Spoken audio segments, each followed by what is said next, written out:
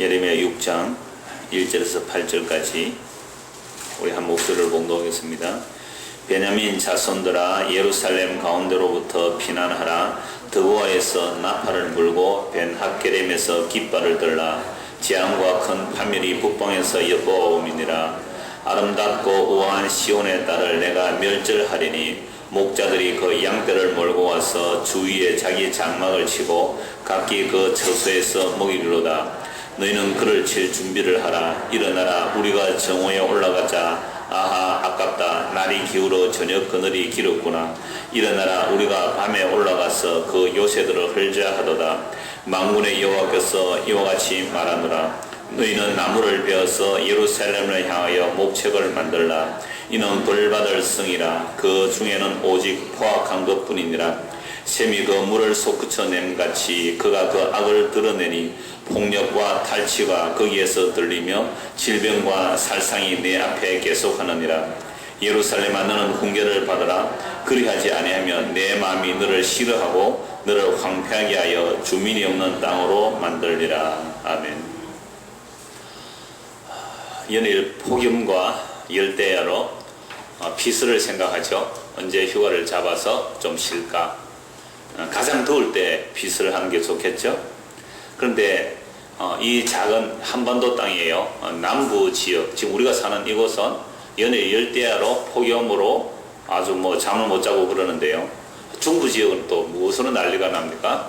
계속 홍수로 지금 수재민이 나고 집이 강원도는 집이 잠기기도 하고 사람이 죽기도 하는 수해가 일어납니다. 그 부분 참 나라가 좀 크다는 생각도 해요. 조금 더 북쪽으로 올라가면요, 그건 또 굶어 죽는 일들이 다반사죠. 그래서 굶어 죽기 싫어서 탈북하는 사람들이 그렇게 많다는 이 작은 땅거리 속에 도대체 어디로 피서를 가야 되겠습니까? 갈 데가 없는 것 같아요. 그래서 아마 외국으로 많이 가는 모양입니다만은 그 외국조차도 우리가 참으로 쉴 곳은 아니라는 사실이죠. 그래서 오늘 1절 말씀을 보시면요, 예레미야 6장 1절입니다. 베냐민 자손들아, 예루살렘 가운데로부터 피난하라. 그렇죠? 그러니까 오늘 제목이 피난하라는 겁니다. 그런데 제가 방금 말씀드린 대로 남쪽은 폭염으로 덥고 중부 지역은 또 홍수로 난리가 났고 북쪽은 굶어 죽는 지경인데 도대체 우리가 어디로 피해야 됩니까? 이 예레미야 시대에 이제 마지막 남은 예루살렘이에요. 북이스라엘 이미 멸망하였고 마지막 남은 예루살렘. 이 예루살렘은 천년적인 요새이며 성벽으로 둘려져 있기 때문에 가장 안전한 요새요. 가장 안전한 곳입니다. 그리고 예루살렘은 그 무엇보다도 하나님의 성전이 있는 곳이죠. 성전이 있고 제사장이 있고 율법이 선포되고 제사가 드려지고, 그래서 이스라엘 백성들은 늘 생각하기를 다른 곳은 다 멸망해도 예루살렘만 남아있다면 우리는 희망이 있어, 우리는 소망이 있어, 하나님 우리와 함께 하실 거야 라고 굳게 믿었던 것이 예루살렘입니다. 그러니까 이 예루살렘 안에 베냐민 지파도 피하여 와 있는 겁니다. 그럼 베냐민 지파는요, 이스라엘이 남북으로 나누어질 때에 유일하게 유다편에 선 지파거든요.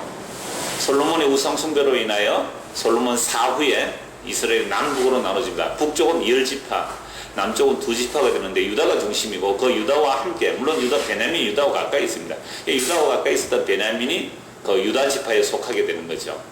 그런데 지금 바벨론이 쳐들어오니까 이 베냐민 지파가 위기를 느끼고 예루살렘 성 안에 들어와 있는 겁니다. 물론 고대에서는 성 밖에서 농사를 짓다가 밤이 되면 성 안으로 들어오죠. 근데 이제 전쟁 때문에 베냐민 지파들이 예루살렘 성 안에까지 들어와 있는 겁니다. 그런데 예레미야 선지자가 그 베냐민 자손들 보고 예루살렘이 결코 안전한 곳이 아니다. 예루살렘 가운데서 빨리 피난해 도망가라는 겁니다. 가장 안전하다고 온 곳이 어디예요? 예루살렘 성 안입니다. 그 천년적인 요새며 성벽이 있고 성전이 있는 곳이기 때문에 이곳은 안전하리라. 이곳은 하나님께서 지켜주시는 특별한 곳이라, 거룩한 곳이라, 시온이라 이름 불리우는 그 예루살렘 성, 그 안에 피하여 왔는데 오히려 예레미야 선지자는 뭐라고 한다고요? 이 예루살렘 성벽에서 빨리 피하여 도망가라는 겁니다. 1절을 보시면요, 예레미야 6장 1절입니다. 예루살렘 가운데로부터 피난하라. 이 베냐민 자손들아, 드고아에서 나팔을 불고 벤핫게렘에서 깃발을 들라. 드고아에서 나팔을 불고 벤핫게렘에서 깃발을 들라는 말은 피난하라고 지금 경고의 나팔을 부는 것입니다. 그리고 깃발을 들어서 그 깃발을 보고 따라가는 것이죠. 기호를 삼고 거리로 따라갑니다. 재앙과 큰 파멸이 북방에서 엿보옵니다. 바빌론이 북쪽이니까요. 북쪽에서 쳐들어오니까 베나게렘은 남쪽 지역입니다. 그래서 남쪽으로 도망가라는 것이죠. 그럼 남쪽은요, 광야가 있는 곳입니다. 적이 쳐들어오기 때문에 예루살렘 성에서 피난하여 남쪽으로 도망가야 하는데, 그 남쪽으로 도망가는 것은 광야입니다. 광야는 사람이 살 수가 없는 곳인데 왜 그리로 도망가라 할까요? 그곳에 가서 그 예루살렘의 멸망을 잠시 피하라는 것이죠. 그래서 피난하라고 말씀합니다. 그럼 왜 피난해야 되는가? 2절입니다. 아름답고 우아한 시온의 딸을 내가 멸절하리니. 여기서 내가라는 말은 여호와 하나님께서 아름답고 우아한 시온의 딸을 내가 멸절하겠다. 그럼 예루살렘은 하나님께서 아름답게 가꾸셨죠. 이스라엘 백성들 출애굽시키시고 가나안 땅에 심으실 때에 극상품 포도나무를 심었다고 할 정도로 이 예루살렘을 하나님께서 잘 아름답게 가꾸셨습니다. 그래서 얼마나 아름답게 가꾸었느냐 하면 모든 열방이 부러워할 만한 그렇게 아름다운 나라로 가꾸어 놓았습니다. 그런데 하나님께서 이들을 잘 가꾸어 놓았는데, 그 가꾸어 놓으니까 한 짓이 뭐였습니까? 우상숭배였죠. 그래서 호세아서 우리가 사장 7절 전에 찾아보았습니다. 번성할수록 더욱 범죄하였다. 그러니까 이스라엘 백성들이 가나안 땅에 들어와서 하나님께서 주신 땅을 차지하고 그곳에서 살아갈 때 하나님께서 여러 가지 번성해 주셨죠. 번성하면 번성할수록 범죄가 더하여 가는 나라가 되어버렸습니다. 뿐만 아니라 에스겔 16장에서 우리가 이미 보았습니다. 에스겔을 살 때 이미 보았죠. 하나님께서 버려진 계집 아이, 그걸 이스라엘로 비유하죠. 어린애가 태어났는데 태어날 때부터 그리김을 받은 아이. 그래서 탯줄도 제대로 자르지 않고 소금을 뿌리지도 않고 보자기에 사지도 않지, 그냥 들판에 핏덩이처럼 버려진 계집아이입니다. 그냥 그대로 두면 그냥 짐승에게 뜯어먹히는 거죠. 독수리 잡아먹히는 것이고 그냥 가만히 내버려도 죽을 수밖에 없는 그 계집아이. 그래서 하나님께서 지나가다 보니까 발이 꼼지락꼼지락 그래요. 살아있으니까 아이고 불쌍하다 살아라. 그래서 우리나라도 그런 얘기 많이 나오잖아요. 화장실에 어린애를 그냥 갖다 버렸죠. 화장실에 휴지통에 그냥 꼬물대는 그 애를 구해냈다는 이야기, 쓰레기통에서 구해냈다는 이야기. 그러니까 하도 그렇게 버리는 아이들이 많으니까 저 어느 경기도 이제 어느 지역에서 어느 목사님이 베이비 홈시트 해가지고 이렇게 띵동 눌리고 M 하나 탁 넣어놓고 도망가도록. 그러니까 얼마나 많이 그 애를 가지고 오는지 몰라요. 그렇게 버려진 계집아이를 하나님께서 긍휼을 베푸시고 씻기시고 먹이고 입혀서 공주처럼 예쁘게 꾸며주고 아름답게 만들었고 왕비처럼 예쁘게 아름답게, 그래서 하나님의 자기 신부로 삼았는데 그 아름답게 꾸며놓은 그 이야기예요. 아름답고 우아한 시온, 아름답고 우아한 예루살렘. 하나님께서 그 버려진 계집아이를 그렇게 이쁘고 아름답게 신부로, 하나님의 신부로 만들어 놓았더니 하나님께서 주신 그 모든 것들, 그 폐물들을 가지고 한 짓은 바람피로 다닌 것밖에 안 하더라 이 말이죠. 그게 이제 에스겔서 16장의 말씀이죠. 그러므로 하나님께서 아름답고 우아하게 꾸민 그 시온의 딸이 끊임없이 범죄함으로 하나님께서 멸절하는 겁니다. 멸절하기 때문에 그 예루살렘에 피난 온 베냐민 지파들 보고 이곳에서 다시 도망가라라고 말씀합니다. 3절입니다. 목자들이 그 양떼를 몰고 와서 주위에 자기 장막을 치고 각기 그 초소에서 먹이리로다. 옛날 전쟁은요 그냥 정복하고 떠나가는 거 아닙니다. 전쟁하러 오면 아예 그곳을 정복하고 그곳에 눌러 살아버립니다. 그래서 군사만 오는 것이 아니라 군사 뒤에는 양떼를 몰고 와서 아예 살아버리죠. 그곳을 지배하고 점령하고요. 지금 바빌론을 물론 군인들을 목자로 보고 또 그 군사들을 양떼로 보고 해서 그들 다 점령하는 것을 그렇게 묘사하기도 합니다. 특히 예루살렘 주변에 있는 나라들은요 항상 이스라엘을 공격하러 올 때, 예루살렘을 공격하러 올 때 양떼 소떼 몰고 오는 거죠. 정복하고 거기서 살아버리려고, 완전히 차지하기 위해서. 자, 그렇게 이 3절은요 목자들이 양떼 이렇게 오니까 아주 좋은 표현 같지만 아닙니다. 바빌론이 쳐들어와서 예루살렘을 완전히 자기들의 땅으로 만들어 버리겠다. 장막을 치고 각기 그 처소에서 먹일 것이다. 아예 눌러앉아 살아버릴 것이라고 말씀하는 겁니다. 그래서 4절은 너희는, 여기서 너희는 바벨론을 보고 말합니다. 그를 칠 준비를 하라. 그는 예루살렘입니다. 일어나라. 우리가 정오에 올라가자. 아하, 아깝다. 날이 기울어 저녁이 그늘이 길었구나. 여러분 고대 전쟁을 할 때는요 야간에 전투 안 합니다. 지금도 야간에 전투 잘 안 하죠. 어두우니까 피아가 구별이 안 됩니다. 피아가 구별이 안 되기 때문에 서로 죽일 수 있기 때문에 아예 날 밝을 때 새벽에 공격하죠. 새벽에. 근데 밤 되면 다 전쟁을 거친단 말이죠. 근데 바벨론 쳐들어와서 전쟁을 준비해서 우리가 정오에 올라가서 하고 왔는데 이렇게 전쟁을 준비하다 보니까 이미 저녁이 되어버렸어요. 저녁이 되면 어떻게 해야 됩니까? 전쟁을 일단 쉬고 내일 새벽에 공격하든지 날이 밝아서 공격해야 되는 겁니다. 그런데 날이 저물었다. 아깝다. 이 공격 바로 했을걸. 그런데 날이 저물었는데 어떻게 할까? 내일 날 밝으면 하자. 그러지 않는 거예요. 5절 보십시오. 일어나라. 우리가 밤에 올라가서 그 요새들을 헐자도다. 전쟁은 밤에 쉬어야 합니다. 근데 쉬지도 않고 밤에까지 올라가서 전쟁하자는 말씀이 뭐예요?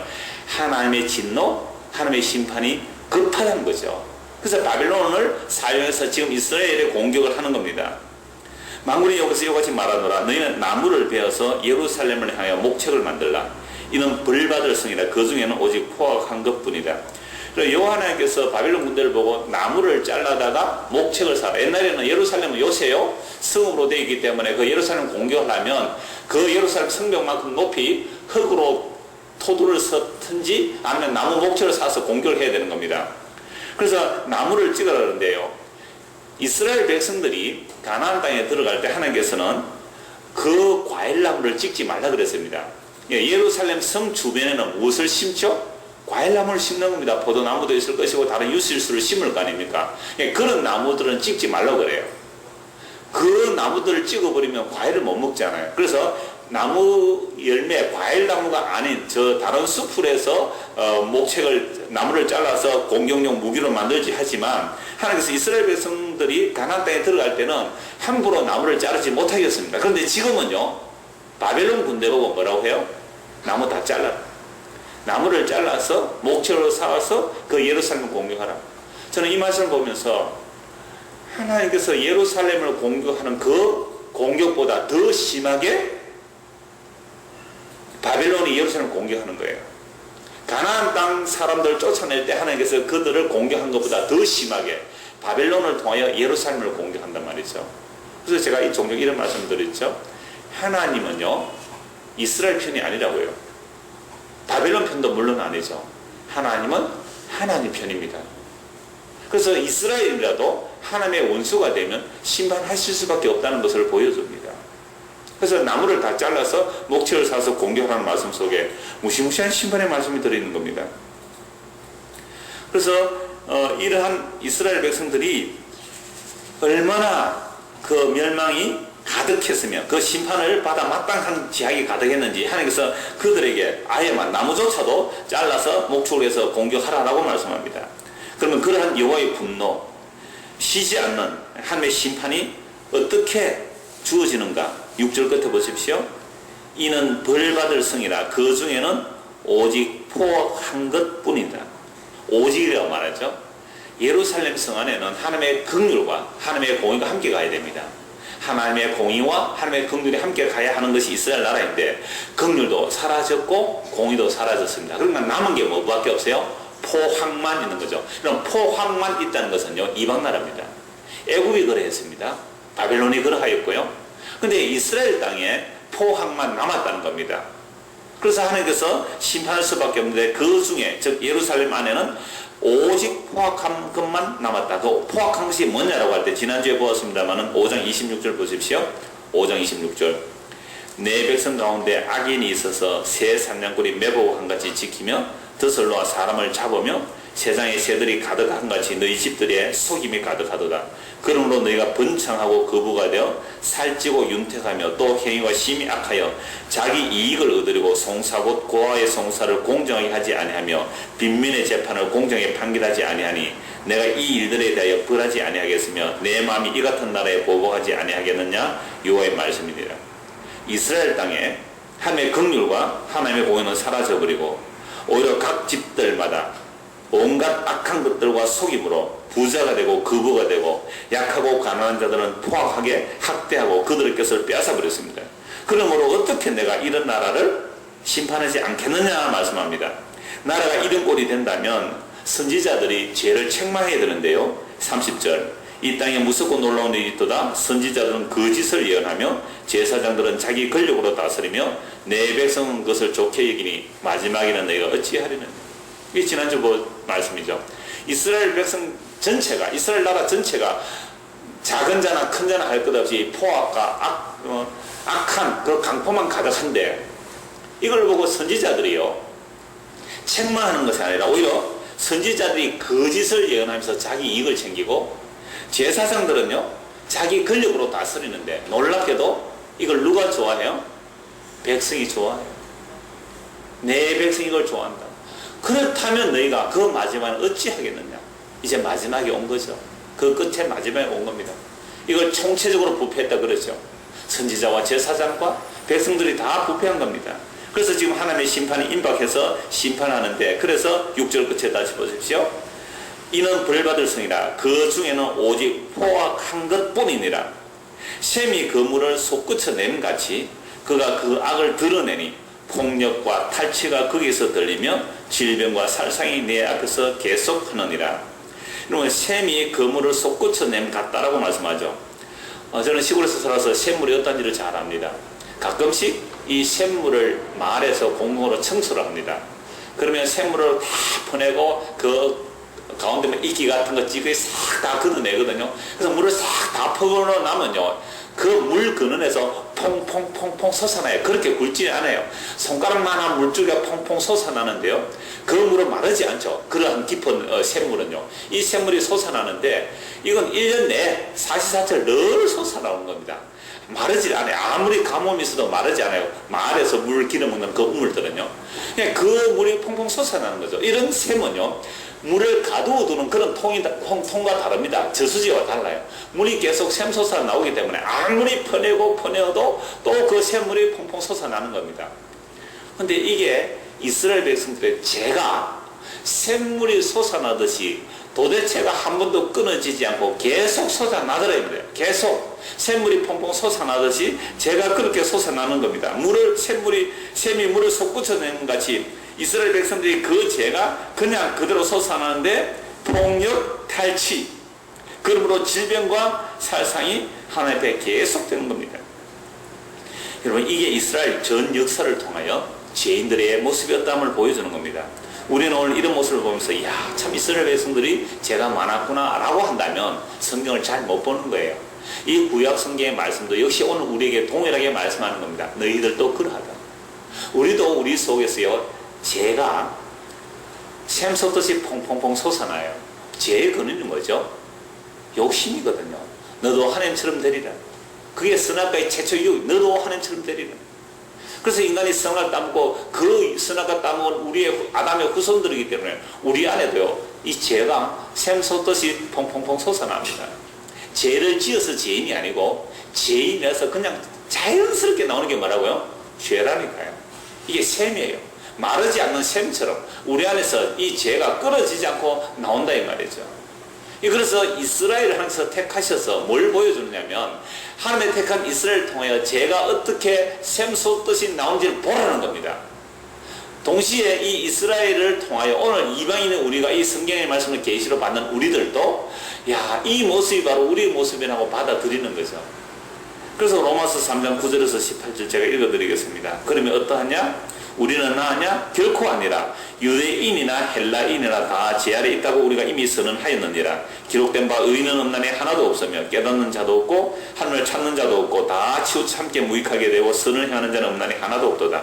그들의 목구멍은 열린 무덤이요 그 혀로는 속임을 일삼으며 그 입술에는 독사의 독이 있고 그 입에는 저주와 악독이 가득하고 그 발은 피 흘린 데 빠른지라. 파멸과 고생이 그 길에 있어 평명의 길을 알지 못하였고 그들의 눈앞에 하나님을 두려움이 없느니라 함과 같으니라. 이게 전부 구약에 나오는 선지자와 시편에서 나오는 글들을 바울사도가 한 구절 한 구절 인용하면서 유대인이나 이방인이나 할 것 없이 모두가 다 이러하다. 방금 제가 로마서 3장 9절 18절 읽은 이 말씀이 바로 지약이 샘솟듯 하는 거잖아요. 우리 목구멍이 열린 무덤이라 그랬습니다.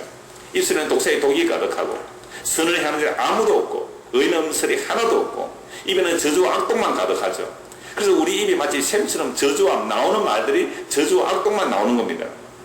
우리의 발은 피 흘린 데 빠르고, 이게 하나님의 평강을 알지 못하는 그 눈앞에 하나님을 두려움 없이 살아가는 이스라엘 백성들의 모습이 이러했다면 하나님의 계시가 주어지지 않은 이방인들은 더 말할 것도 없다 이 말입니다. 그래서 이스라엘이 모델로 뽑혀서 보아라 인간의 죄가 무엇인지를 보여주는 게 구약 전체거든요. 그 구약의 죄들을 로마서 방금 읽었던 3장 9절에서 18절은 압축해서 그걸 보여주는 겁니다. 제가 이렇게 샘솟도 솟아난다. 이방인 우리는 더 말할 것도 없죠. 우리 하나님에 대해서 들어보지도 못했기 때문에. 이러한 죄로 인하여 하나님께서 책망하시는데요. 그런데 8절 보십시오. 예루살렘아 너는 훈계를 받으라. 참 마지막 순간 하나님의 심판이 임박한 그 마지막 순간에도 뭘 받으라고요? 훈계를 받으라. 책망을 받으라. 돌이키라. 참 하나님의 오래 참으심을 볼 수 있는 말씀이죠. 이러함에도 불구하고 너희는 훈계를 받으라. 너희는 책망을 받으라. 나의 말을 들으라. 그리하지 않으면 내 마음이 너를 싫어하고 너를 황폐하게 하여 주민 없는 땅으로 만들리라. 그러나 그 결국을 우리는 이미 압니다. 이 말씀을 받아들이지 않습니다. 왜 받아들이지 않는지는 다음 주에 좀 상세히 보겠는데 우선 10절 한번 보십시오. 예레미야 6장 10절입니다. 내가 누구에게 말하며 누구에게 경청하여 듣게 할고 보라 그 귀가 할례를 받지 못하였으므로 듣지 못하는도다. 아무리 말해도 못 듣는 이유가 뭐라고요? 귀가 할례를 받지 못했죠. 우리는 앞에서 이스라엘 백성의 마음의 할례를 받지 못한 것을 보았습니다. 귀가 할례를 받지 못하기 때문에 하나님의 말씀을 듣지 못합니다. 뿐만 아니라 그 귀가 할례를 받지 못하였으므로 듣지 못한다. 보라 여호와의 말씀을 그들이 자신들에게 욕으로 여기고 이를 즐겨하지 아니하니. 보세요. 여호와의 말씀을 뭐로 듣는다고요? 욕으로. 하나님의 말씀을 전하는데 하나님의 말씀이 뭐로 들린다고요? 욕으로 들려요. 욕으로. 예레미야의 말이 그들에게는 욕으로 들리기 때문에 예레미야의 뺨을 치며 예레미야를 잡아 감옥에 가두고 예레미야를 죽이려 했단 말이에요. 근데 달콤하게 들리는 말은 누구의 말이었어요? 거짓 선지자들의 말이었잖아요. 거짓 평안을 빌어주고 복을 빌어주는 그 거짓 선지자의 말은 달콤하게 들려서 그들을 환영하고 그들을 대접했는데 진짜 하나님의 선지자 예레미야가 전할 때는 예레미야라는 말은 전부 다 욕으로 들리는 거예요. 재앙과 그냥 심판의 말씀이 되니까 전부 욕으로 들리는 겁니다. 이게 귀가 할례를 받지 못한 거예요. 오늘 이 시대도 똑같습니다. 사람들은 자기 귀가 가려져서 자기에게 좋은 말 해주는 사람, 자기에게 복 빌어주는 그러한 거짓 선생들을 많이 두지만 정말로 주께로 돌아오라는 것, 회개하라는 말씀에 귀를 막고 있는 자들, 어떻게 구약 시대나 이 시대나 똑같다 이 말씀입니다. 그래서 구약에도 복음이 선포된 거라고 말씀드렸죠. 자, 이런 죄를 책망하는 것은 하나님께서 그 마지막 순간에도 돌아오라고 하였지만 결국 돌아오지 않았습니다. 그리하여 예루살렘과 그 유다는 완전히 멸망당했습니다. 자, 그러면 오늘날 이 예루살렘의 멸망은 장차 나타날 온 세상의 멸망과 마찬가지입니다. 그래서 마태복음 24장을 흔히 소개수이라고 하는데 마태복음 24장 예수님께서 이 세상을 심판하시기 전에 예루살렘의 멸망을 먼저 말씀하세요. 그래서 예루살렘의 멸망은 AD 70년에 로마에서 멸망당하는데요. 그 예루살렘의 멸망은 장차 나타날 이 온 세상의 멸망과 같은 맥락이에요. 그래서 구약에서 그림자로 보여줬고 예수님께서 그 마태복음 24장에는 예수님의 심판 받으심과 예수님께서 예수를 배척한 그 예루살렘이 어떻게 멸망되는 것을 보여준 것은 장차 나타난 온 세상의 심판을 함께 이렇게 복선으로 더빙하는 식으로 함께 보여주신 겁니다. 그렇다면 오늘 우리가 이 말씀을 보고 제가 오늘 설교 제목을 피난하라 그랬는데 도대체 우리가 어디로 피난해야 됩니까? 어디로 가야 안전합니까? 스위스로 가면 안전합니까? 스위스가 좋아요 살기가? 풍경만 좋지 거기도 살기가 얼마나 힘드는지 그렇게 자살한 사람이 많대요. 어디가 복지가 가장 좋은 나라입니까? 스웨덴이에요? 스웨덴 복지 좋습니까? 제가 아는 어떤 분은 지금 말레이시아 가 계시는데 거기서 한 10년 살다가 가면은 스웨덴인가? 약간 세계에서 제일 좋은 복지 있는 그 나라로 가겠대요. 거기 가면 이 설교 들을 텐데 거기 가면 안전할까요? 도대체 이 세상에서 어디로 피난해요? 피난을 해야 되는데 그리고 옛날에 이북에서 피난을 많이 내려왔잖아요. 6.25 전쟁 때 그때는 뭐 총 쏘고 뭐 포탄 쏘고 하니까 피할 수 있지만 요즘은 피한 갈 데가 없습니다. 그냥 평양에서 한 방 푹 쏘면요 창원 부산까지 다 떨어지는데 제가 어디로 피난 가겠습니까? 그래서 전에 말씀드렸죠. 전쟁이 나면 어떻게 하라고요? 그냥 가만히 집에 계시는 게 좋습니다. 피난 가다가 그건 객사하는 거죠. 그냥 집에 있다가 그냥 죽으시면 됩니다.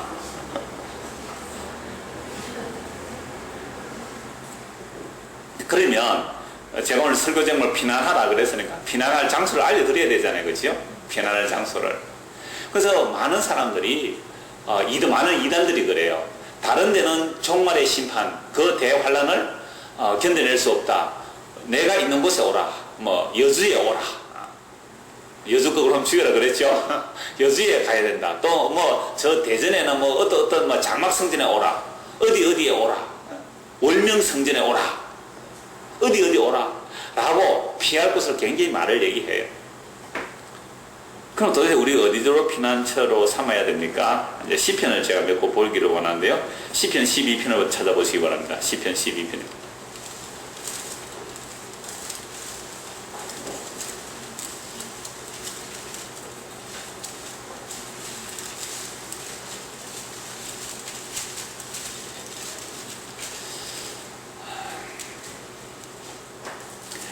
제가 읽어드리겠습니다. 여호와여 도우소서. 경건한 자가 끊어지며 충실한 자들이 인생 중에 없어지나이다. 그들이 이웃에게 각기 거짓을 말하며 아첨하는 입술과 두음함으로 말하는도다. 여호와께서 모든 아첨하는 입술과 자랑하는 혀를 끊으시리니 그들이 말하기를 우리의 혀가 이기리라. 우리 입술은 우리의 것이니 우리를 주관할 자 누구리요 하미로다. 이게 선악과당 인간의 죄죠. 우리의 입은 내 것인데 누가 나를 금하리요. 나는 스스로 있는 자다. 나는 심단한 자와 똑같은 모습이죠. 그래서 이런 거짓말하는 입, 아첨하는 입술, 두마모 말하는 것, 이걸 하면서 끊어지겠다. 이렇게 세상에 악하니까 누가 없어지는 거죠? 경건한 자와 충실한 자들, 하나님의 약속을 믿고 사는 자들이 세상에 끊어지는 겁니다. 자, 이러할 때 어디가 피난처가 됩니까? 5절입니다. 같이 한번 1초 5절만. 여호와의 말씀에 가련한 자들의 눌림과 궁핍한 자들의 단식으로 말미암아 내가 이제 일어나 그가 원하는 안전한 지대에 두리라 하시더라. 그럼 세상 사람들이 거짓말을 하는 이유가 뭘까요? 왜 아첨을 할까요? 거짓과 아첨을 하는 이유는 자기 수익을 챙겨서 자기의 안전지대를 만들려고 하기 때문에 거짓말을 하는 겁니다. 거짓말해야 장사가 잘 되겠죠. 돈을 많이 벌겠죠. 그래서 거짓말을 하고 아첨을 해서 결국 내 안전지대를 만들어 놨는단 말이에요. 그런데 나는 하나님을 두려워하는 자로서 나는 거짓말 못하겠습니다. 나는 아첨을 못하겠습니다. 해서 살다 보니까 어떤 삶이 되어버렸죠? 가련하고 눌리고 궁핍한 자가 되어버렸잖아요. 그래 가련하고 눌리고 궁핍한 자들이 탄식하죠. 나는 어디에 피난해야 됩니까? 저 사람은 저렇게 든든한 곳에 집을 지어 놓았는데, 여러분들 수재민들 보면요, 꼭 침수되는 그곳에 침수되지요. 근데 왜 그곳에 살아요? 물에 잘 잠기는 곳에 왜 살아요? 이사갈 능력이 없으니까 거기 사는 겁니다. 반지하에 살고 싶겠어요? 그물만 났다면 물 들어오는 그 반지하에 왜 또 살아야 되죠? 다른 안전한 지도로 이사갈 돈이 없어서 거기 사는 겁니다. 마치 이스라엘 나라 안에서도 이러했단 말이죠. 여호와 하나님만 바라보고 거짓말하지 않고 아첨하지 않고 살다 보니까 이리 치고 저리 치고 가난하고 꿈펴오고 눌리는 자가 되었어요. 그러니까 그들이 탄식하고 있는데 하나님께서 이렇게 말씀하죠. 내가 하나님께서 이제 일어나 그가 원하는 어디에요? 안전한 지대에 두리라. 그럼 그 안전한 지대가 어딜까요? 이 시간과 공간 속에서 어느 장소일까요? 아니에요. 이 지상에는 안전한 지대가 없습니다. 그 안전한 지대는요, 나중에 계속 말씀을 보겠습니다. 어딜까요? 예수 그리스도 안이죠. 근데 예수 그리스도 어디 계시나요? 이스라엘에 계시나요? 예수님 어디 계세요? 그러나 예수 그리스도 안에 피한 것이 그 안전한 지대인데요. 그 안전한 지대, 예수 그리스도가 오늘 우리에게 말씀으로 계시되어 있잖아요. 그 밑에 말씀 보십시오. 6절. 여호와의 말씀을 순결하며 흑도관에 7번 단련한 은가도다. 피난처는 어디예요? 여호와의 말씀에 있겠죠. 말씀이 피난처가 된단 말이죠. 여호와여 그들을 지키사 이 세대로부터 영원까지 보존하시리이다. 주의 말씀 안에 피하여 오는 자를 영원토록 보존해 주신다. 비열함이 인생 중에 높임을 받는 때에 악인들이 곳곳에서 날뛰는도다. 비열함이 인생 중에 높아져요. 여러분 우리나라에 높은 자들 치고 비열하지 않은 자 봤습니까? 청문회 한번 보십시오. 그렇게 높은 자리를 차지했는데 비열하지 않은 자가 없어요. 비열하지 않은 자가. 근데 참 감사하게도 지금 검찰총장 아세요, 여러분들? 최동 검찰총장인데 이분은요 비리가 없대요. 사람들이 캐도 비리가 안 나왔대요. 그러니까 인사청문회 할 때 야당에서 얼마나 캐겠어요? 근데 비리가 안 나왔대요. 그래서 다 검찰총장으로 오케이 하고 사인했다는 사람이 최동 검사래요. 그 사람이 지방의 검사로 있을 때에 그 관사에 살았는데 관사에 보일러가 안 돌아갔는지 애가 3살 때 4살 때 너무 추운 감기로 추워서 감기로 내가 그때 내막염인가 와가지고 장애를 앓았대요. 그래서 평생 장애를 앓다가 10몇 살 때인가 20살 때인가 죽었대요, 애가. 그러는데 아무에게도 알리지 않았대요. 그러면 검찰 부장검사쯤 되면 한번 알리면요 부정만 그 수치만 안 들어오겠어요. 알리지 않고 조용히 보냈대요. 그래서 자기가 그 아이 앞에서 나는 정직하게 살겠다 해서 이렇게 캐도 비리가 없었대요. 약간 그런 미담만, 그러니까 캐도 미담만 나온다 해가지고 그 사람 별명을 하나 붙였대요. 캐도 남인가 약간 그런 식으로 캐도 미담만 나온다. 그렇게 미담이 붙었다고 그래요. 그러니까 그런 사람 간혹 있긴 해요. 그 사람 말고 또 한 사람 얼마 전에 감사원장인가 지냈던 사람인데 이 사람은 감사원장 지낼 동안 일철 2개의 직업을 안 가졌어요. 그래서 퇴직했는데도 퇴직하고도 그 변호사 나가지도 않았답니다. 왜? 그건 정권 여부 받을까 싶어서. 근데 자기 부인이 퇴직금 보고 가지고 조그마한 야채거리 하나 마련했다고 그게 신문에 나오더라고요. 그런 참 미담이죠. 그런 사람들이 예수 믿는 사람이 얼마나 좋았을까요? 근데 세상에 사건 사고 터지고 높은 사람 사건 터진다면 어느 교회 집사, 어느 교회 장로, 전부 이런 얘기만 나오니까 도대체 세상에 윤리 도덕적인 기준에도 못 미치는 이 땅의 교회의 현실이 있어. 왜 이렇게 됐을까요?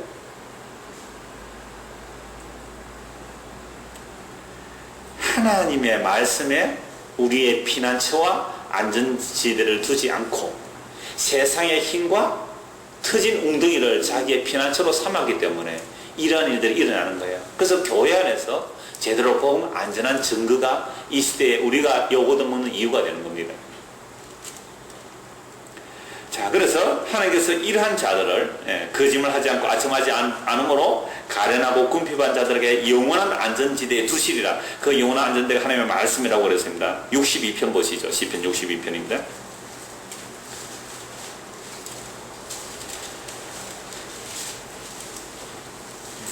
표제에 보면 다이셋시로 되어 있죠. 나의 영혼이 잠잠히 하나님만 바라며 나의 구원이 그에게서 나오는도다. 오직 그만이 나의 반석이시오 나의 구원이시오 나의 요새이시니 내가 크게 흔들리지 아니하려다. 넘어지는 땅과 흔들리는 울타리같이 사람을 죽이려고 너희를 일제히 공격을 언제까지 하려느냐. 그들이 그의 높은 자리에서 떨어뜨기만 깨하고 거짓을 즐겨하니 입으로는 축복이요 속으로는 저주로다.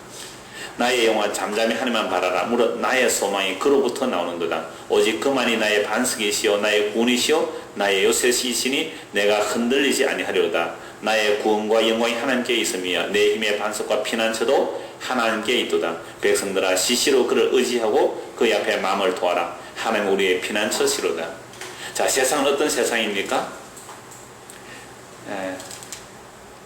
넘어지는 땅과 흔들리는 울타리 같은 그 연약한 사람을 공격하고 죽여서 그렇게 사람들은 약한 자를 밟아 죽이면서 높은 자리에 올라갑니다. 4절 그들이 그의 높은 자리에서 떨어뜨리게만 하고 거짓을 즐겨하니 입으로는 축복이요 속으로는 저주로다. 자, 이런 세상 속에서 주를 의뢰하는 자는 이렇게 할 수 없어서 잠잠히 하나님만 바라보죠. 나의 소망이 그에게만 난다. 그래서 우리의 피난처 반석 요새는 흔들리지 않는 영원한 피난처 반석은 하나님이다. 그러므로 8절 백성들아 시시로 그를 의지하라. 그의 앞에 마음을 토하라. 샤팍 하는 말인데 마음의 마음을 주님에게 토로해라.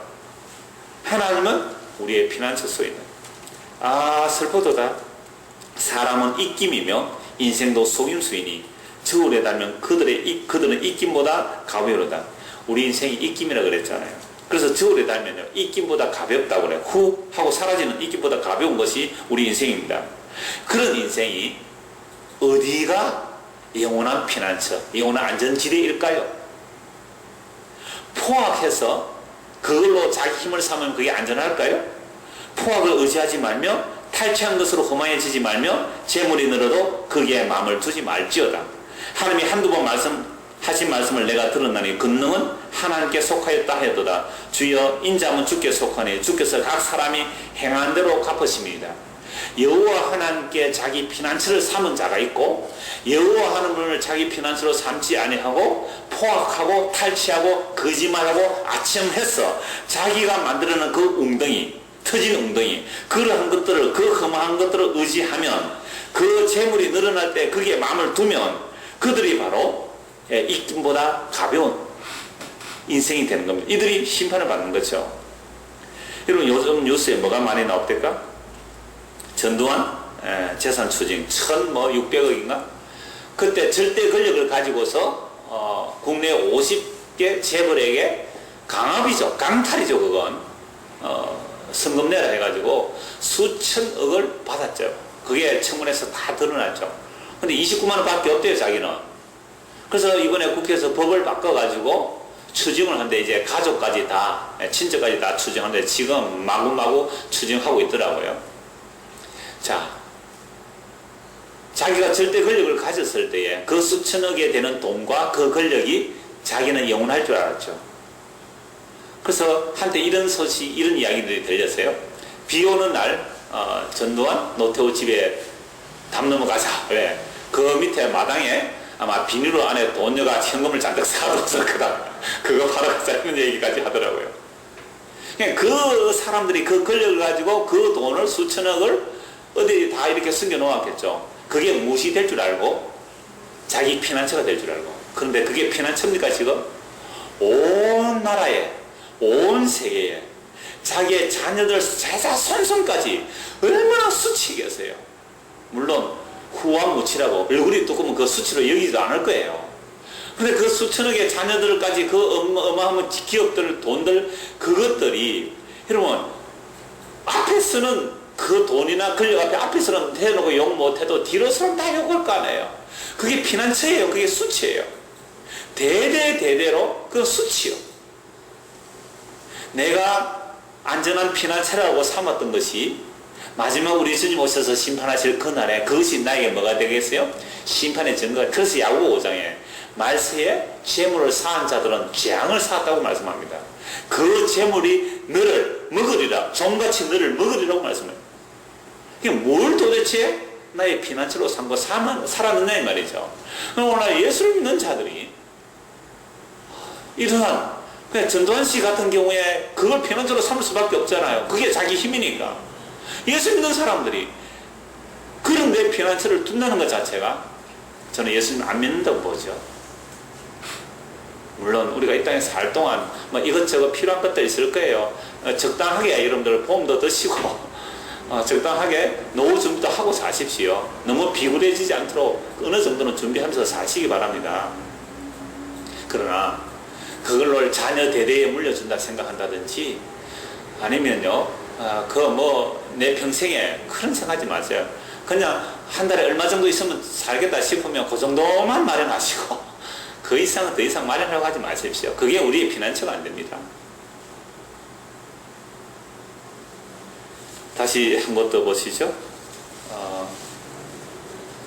히브리서 6장입니다. 그럼 오늘 우리가 피할 곳은 어딘가? 피난처가 성경에서 28회 나오는데요. 구약에서 27번 나오고 주로 시편에서 나옵니다.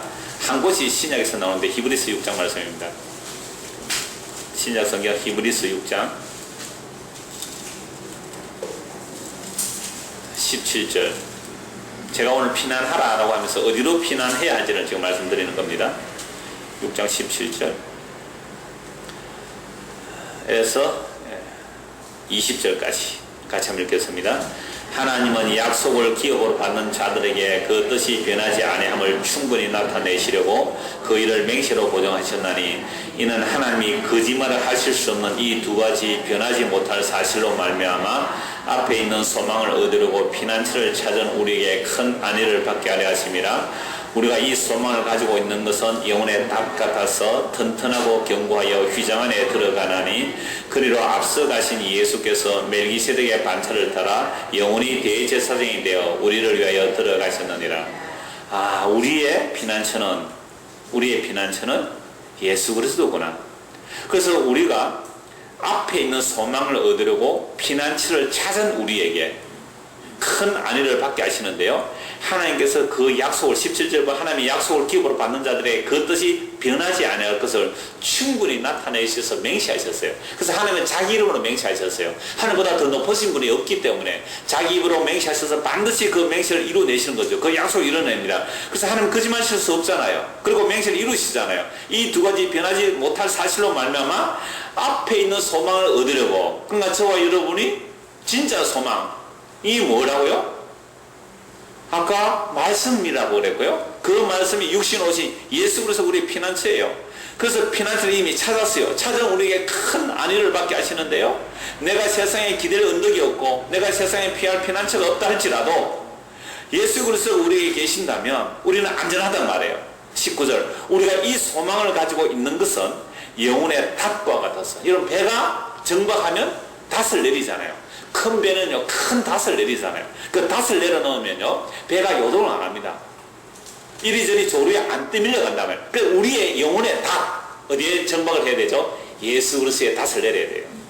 예수 그리스도 안에 우리의 닷을 내려놓지 않으면요, 시대 조류 따라 흔들려요. 이게 피난처일까? 요즘은 부동산이 대세를 하는데 하고 부동산에 한번 닷을 내려볼까? 아니야, 주식이 한번 닷을 내려볼까? 그게 시대 조류 따라 흔들리는 거잖아요. 이리저리. 한때는요, 금을 안 사면 바보가 된 적이 있었죠. 그래서 금 마구마구 샀잖아요. 저는 알았습니다. 언젠가는 저거 떨어진다. 요새 금값 팍팍 떨어지지요? 그러니까 세상에 안전한 곳은 없어요. 어디가 안전한 곳이 없다 이 말이에요. 그래, 우리의 영혼을 어디에 닷을 내려야 돼요? 영원한 피난처이신 예수 그리스도의 우리의 닷을 내리지 않으면 안 된다. 우리가 예수 그리스도의 닷을 내렸다면 우리는 안전하단 말이에요. 세상이 흔들리고 세상이 다 무너져 내린다 할지라도 두려울 게 없잖아요. 새하고 새 땅을 약속으로 받았고 그 아들을 유업으로 받아있기 때문에. 그래서 예수 그리스도께서 앞서가신 예수께서 멜기세덱의 반차를 따라 영원한 대제사장이 되셔서 우리를 들어가셨어요. 어디로 들어가셨어요? 사람의 손으로 짓지 않는 하늘에 있는 처소, 새하고 새 땅, 그 영원한 장막에 들어가셨기 때문에 이제 우리가 예수 그리스도에게 닷을 내려놓았기 때문에 우리의 닷이 예수 그리스도에 내려져 있으면 예수님이 하늘로 가면 우리는 어디로 끌려갈까요? 닷이 있는 데로 끌려가는 거잖아요. 그렇게 우리는 그리스도 안에서 피난처를 삼는 자들입니다. 그런데요, 교회 다니는 사람들이 피난처를 예수 그리스도에 세우는 것이 아니고요, 잘 들어보십시오. 자기들의 행위에 자기의 피난처를 삼는 경우가 있어요. 그러니까 예수를 믿는 게 아니라 예수 믿는다고 내가 교회 와서 헌신 봉사한 그 자기의 행위에 닷을 내리는 사람들이 너무너무 많아요. 당신이 예수 믿습니까? 라고 물으면 그래요, 나는 집사입니다. 아니, 내가 예수 믿는다고 물었는데 왜 집사라고 대답하죠? 집사라는 일을 했기 때문에 나는 예수 믿는다는 자기 행위를 자기에게 닷을 내린 거예요. 그거 안 돼요. 예수 그리스도가 피난처가 되어야 됩니다. 그래서 교회 다니는 사람들이 하나님의 목적이 아니고요, 하나님조차 자기의 목적을 이루기 위한 수단으로 하나님 믿는 사람 한두 사람이 아니에요. 예수 그리스도의 십자가가 목적이 아니라 예수 그리스도의 십자가마저 자기의 목적을 이루기 위한 수단으로 사용하는 거예요. 드라큘라 나오니까 뭐 하시죠?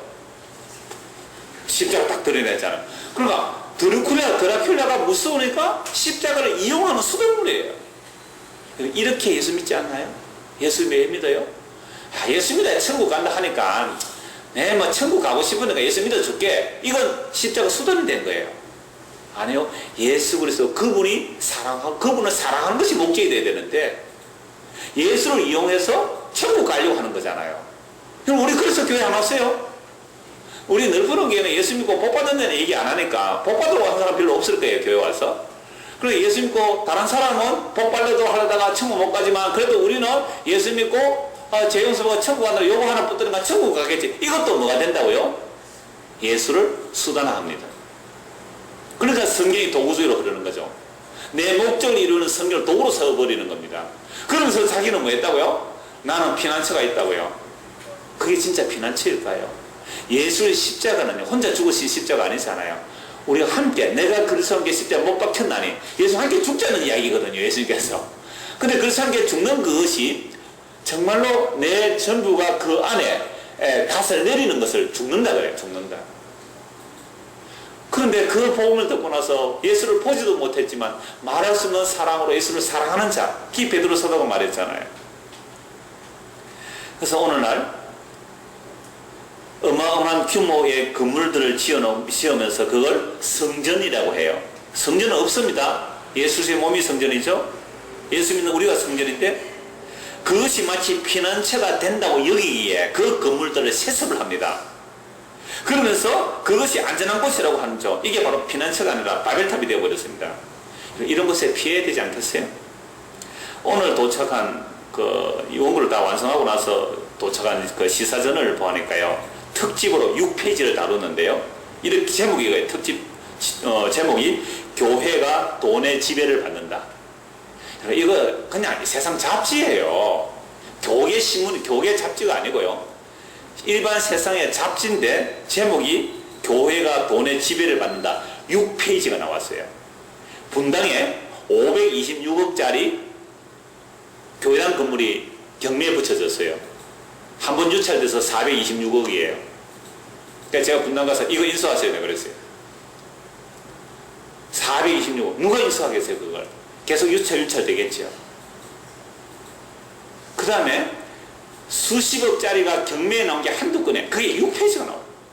그러면서 교회를 매매한다고 했는데 교인 뭐 50명, 뭐 역세권, 대단위 아파트, 뭐 이래가지고 하여튼 왜 그곳에 교회당 차리면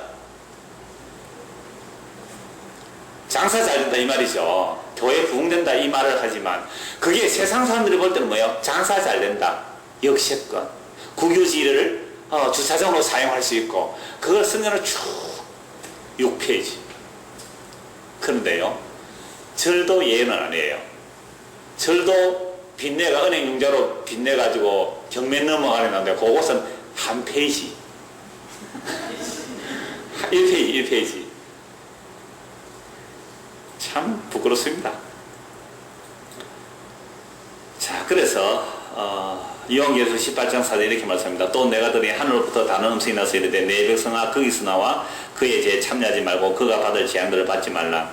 이 당시 이 바벨론이라는 것은요, 로마를 말합니다. 로마가 세계를 지배한 거대한 세력이었습니다. 로마는 멸망하지 않을 줄 알았습니다. 그래서 모두가 로마를 기대고 살았잖아요. 그럼 우리나라에 그 친일을 한 사람들이요, 일본에 가보고 왔죠. 일본에 산업시찰하고 왔습니다. 우리나라는 그 당시에 총도 하나 못 만들었잖아요. 근데 일본에서 물론 뭐 화포 뭐 아주 구식총은 있긴 했습니다만, 그 일본의 그 선진 문물을 딱 보고 오니까 우리는 죽었다 깨더라도 일본을 따라잡지 못한다. 일본은 영원할 것이야. 그러니까 우리나라가 살 길은 어디를 기대해야 된다? 일본에 기대해야 된다는 조국을 사랑하는 마음으로 친일한 거예요. 지금 친일파들을 굉장히 좋아하겠지만 사실은 그런 식으로 안 그렇겠어요? 그러니까 제가 이 말을 하는 이유는 그 당시에 로마를 본 사람들은요, 와, 로마하고 무역해야만 우리가 살아남아 그랬단 말이에요. 근데 그 로마가 어떻게 됐죠? 멸망했잖아요. 그 요한계시록 18절에 무너졌다 큰 성 바벨론이에요. 그러니까 내 백성아 어디서 나오라고요? 바벨론에서 나오라. 그러니까 바벨론 정신이 뭐냐라고 하면요, 바벨론 정신이 뭐냐면 하나님 없이 내가 하나님으로 사는 거예요. 자기의 이름과 자기의 영광을 위해서 사는 것이 바벨론이에요. 그래서 무역과 종교와 경제가 다 모이는 그 목적점이 로마였잖아요. 그러니까 오늘 이 바벨론 정신이 어디로 다 들어왔을까요? 온 세상에 다 들어왔어요. 교회 안에도 바벨론 세력이 다 들어와 있어요. 그래서 바벨탑에 갇힌 복음, 바벨탑에 갇힌 교회 이런 책들이 많이 나와요. 그러면 교회가 자기 이름과 자기 영광을 위해서 자기가 안전한 지대로 살고 있으니까 그 교회에서 어떻게 해야 돼요? 나와라. 제가 이런 설교하니까 많은 사람들이 목사님 교회 좀 소개해 주십시오. 경기도로 이사를 갈 때 교회 좀 소개해 주십시오. 어디 교회 자꾸 저한테 교회 제가 어떻게 다 알아요? 발품 파십시오. 20개를 다녀도 없습니다. 그래서 진주서 오시기도 했는데 그러나 없다고 그래요. 제가 어떻게 다 알겠어요. 분명히 있을 거예요. 숨어 있어서 그렇지 잘 알려지지 않았으니 작은 교회, 복음자는 교회 있단 말이에요. 발품 파세요. 물건 하나 좋은 거 사기 위해서는 그렇게 인터넷 다 지지고 발품 팔면서 왜 영원한 생명 안에서 그 한두 시간 그 차 타고 못 가요 그래? 어떤 사람들은요 자기 교회 청소에서 서울서 부산까지요 비행기 타고 왔다 갔다 하는 사람이 있었고요, 포항에서 저 부산까지요 주일마다 온 사람들이 있고요. 한국 사람들 아세요? 보험 때문에 아니었어요. 근데 보험차들은 그래 가기 싫대요. 내 백성아 그곳에서 나오너라. 그러니까 목사님 나 창원에 이사 가고 싶어요. 왜요? 넓은하게 가려고요. 아니요, 이것도 바빌론입니다. 여기서 또 도망가야 삽니다. 왜 그러냐 하면요, 보세요. 외적인, 제가 방금 얘기한 주로 외적인 모습입니다. 그러나 이런 곳도 있단 말이에요. 자기들만이 바른 성경을 해석하고 자기들만이 비밀을 풀 수 있다. 이게 신천지잖아요. 또 그뿐 아니라 우리만이 아주 경건하게 산다. 금욕적이고 우리만이 은사가 있다. 신비주의고 하여튼 이런 자들끼리 하는 말이 우리들만이 피난처가 된다. 전부 엉터리예요. 우리의 피난처는 어디라 그랬죠? 예수 그리스도. 근데 예수님 보여요 안 보여요? 안 보이잖아요. 그럼 어디예요? 말씀이죠.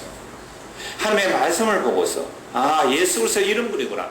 우리가 우리의 영혼에 탓을 내릴 곳은 예수 그리스도구나. 그래서 예수 그리스도의 피하에 들어가는 자란 말이죠. 그런데 구약에서 그렇게 악인들이 횡행할 때에 자기는 피난처인 그 여호와께 피하에 있습니다. 근데 여호와께 피하에 있는데 그 피한 모습이 어떤 모습인지 요건 꼭 봐야 되니까 시간 좀 걸려도 한 번 더 봅시다. 시편 11편입니다. 요게 결론입니다. 요것과 히브리서 말씀 결론으로 내리겠는데요. 시편 11편을 보십시오. 방금 제가 시편 여러 편을 통해서 구약의 악인과 하나님을 의뢰하는 자가 어떤 모습인지를 말씀드렸습니다. 11편 1절. 예, 한 절만 한번 같이 읽겠습니다. 내가 여호와께 피하였거늘 너희가 내 영혼에게 새같이 내 산으로 도망하면 어찌합니까? 물론 다윗이 있습니다. 다윗이 사울이 죽이려고 하니까 이곳저곳으로 도망다니고 있었죠. 자, 그런데 다윗은 그러함에도 불구하고 자기는 어디에 피해 있다고요? 내가 여호와께 피하였거늘. 근데 다른 사람들이 다윗 보고 뭐라 그래요? 네가 어디로 도망가라고요? 네 산으로. 그 다윗이 뭐 앵기들 요새 동물 막 이렇게 피하여 다녔잖아요. 네가 네 산으로 도망가라. 아니 나는 지금 여호와께 피하여 있다. 근데 네 산으로 도망가라 하면 어찌미냐 이렇게 말하죠. 자, 그러니까 지금 다윗은 세상 사람들을 볼 때 피난처가 있습니까 없습니까? 없습니다. 전혀 없습니다. 마누라도 마누라에게서도 도망가야 되잖아요. 미갈에게 그 우상 만들어 놓고 도망치잖아요, 다윗이. 어느 누구에게도, 가족에게도, 어느 누구에게도 피할 곳이 없는 자예요. 여호와께 피해 있는 자의 모습, 이 모습이에요. 자, 그렇다면 오늘 이 신약 시대에 예수 그리스도에게 피해 있는 자들은 어떤 모습일까요? 세상 사람들 볼 때, 야, 든든하겠어.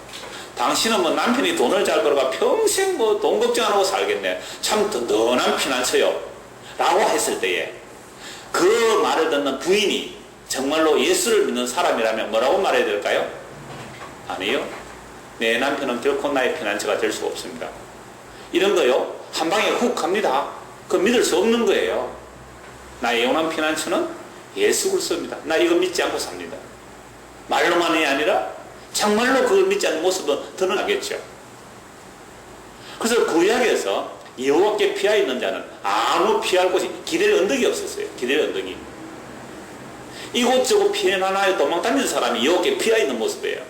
그러면 신약시대 오늘 우리는요, 진짜 우리가 예수 그리스도에 피해 있다면 다른 든든한 것들로 나의 피난처를 삼지 않습니다. 자식이 부모 재산 바라보고 그걸 피난처 삼으면 안 돼요. 그거 예수 믿는 사람 아니에요. 나의 피난처는 예수 그리스도. 그래서 구약의 모든 믿음의 사람들이 무엇을 바라보고 살았는가, 무엇을 피난처로 삼았는가, 요거 한 것 보고 말씀드렸죠. 히브리서 11장입니다. 히브리서 11장 13절입니다. 히브리서 11장은 모든 구약의 믿음의 사람들을 말씀하고 있습니다. 그 믿음의 사람들의 결론을 말씀하고 있는 것이요. 13절인데 제가 읽어드리겠습니다.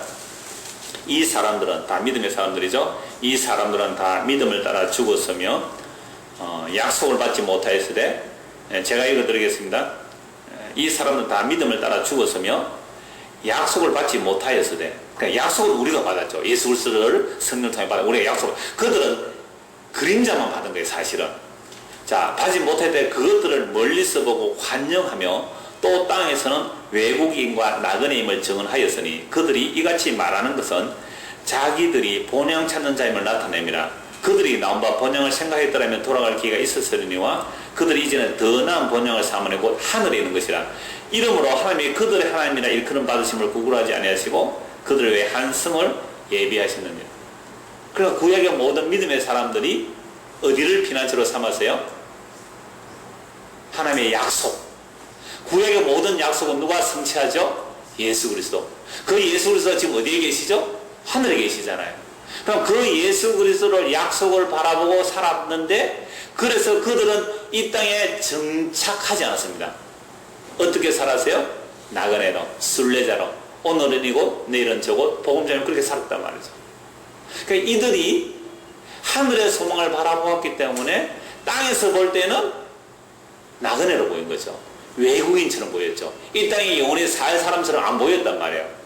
오늘날 예수를 믿는 우리가 새하늘과 새 땅을 바라보며 그 아들의 나라를 바라본다면 세상 사람들 우리를 볼 때 곧 이사갈 사람처럼 보이는 거, 지극히 당연한 모습이겠죠. 이게 예수 그리스도에게 영혼의 탓을 내리고 예수 그리스도가 우리의 피난처로 믿고 사는 사람들의 모습일 거예요. 오늘 저와 여러분에게 이 은혜가 임하기를 소원합니다. 기도하겠습니다. 하나님 아버지, 참으로 우리의 피난처는 예수 그리스도입니다.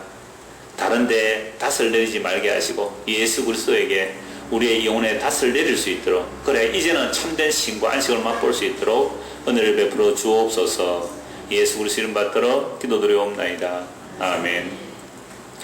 시간 좀